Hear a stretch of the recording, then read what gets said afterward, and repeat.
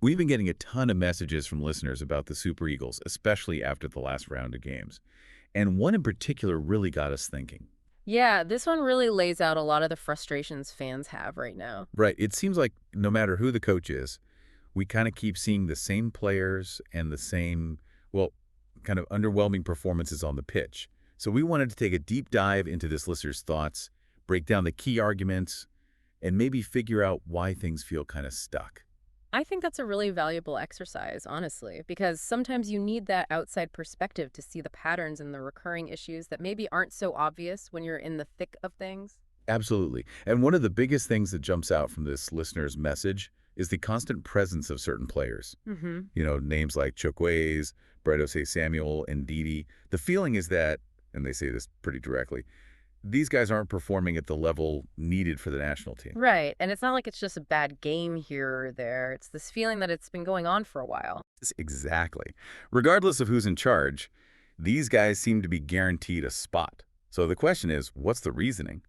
Are we stuck in the past, maybe rewarding past performances instead of looking at who's in form and hungry right now?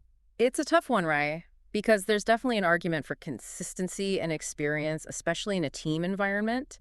But at the same time, if those players aren't delivering on the pitch, it does raise questions about the selection criteria. And that feeds directly into some of the tactical points this listener brings up. For example, they talk about the attack being way too reliant on the left side, Aina to Lookman, then over to Moses Simon. And yeah, I mean, we've all seen it. It's pretty much the blueprint, isn't it? Yeah, and it's predictable, which is a problem, makes it pretty easy to defend against. And they even gave that Zimbabwe game as a perfect example of how that can backfire. Right. Zimbabwe basically shut down that left side, and we just didn't have an answer. And meanwhile, you've got Chukwueze and Osei Samuel on the right, but it just felt like a dead end. Nothing really happening there.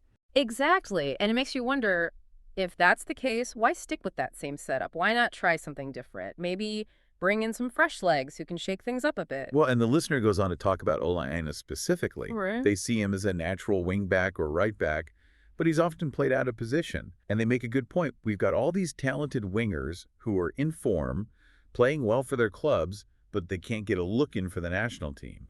So it's like, why not play a guy where he's strongest and give those other guys a chance? Yeah, I mean, in theory, that seems like a no-brainer, but again, there might be tactical reasons we're not seeing. Maybe the coach sees something in training, or maybe there are concerns about this other winger's ability to adapt to the national team system. It's hard to say without being in those closed-door sessions. Right. But it kind of all circles back to this issue of club form versus national team selection. And the listener uses Chickways again as the example. He's not even a regular starter for his club, but he seems to always be in the starting 11 for the Super Eagles. Yeah, and that's where it gets tricky because while international experience is valuable, Yeah. you also want guys who are playing week in, week out, who are sharp and confident.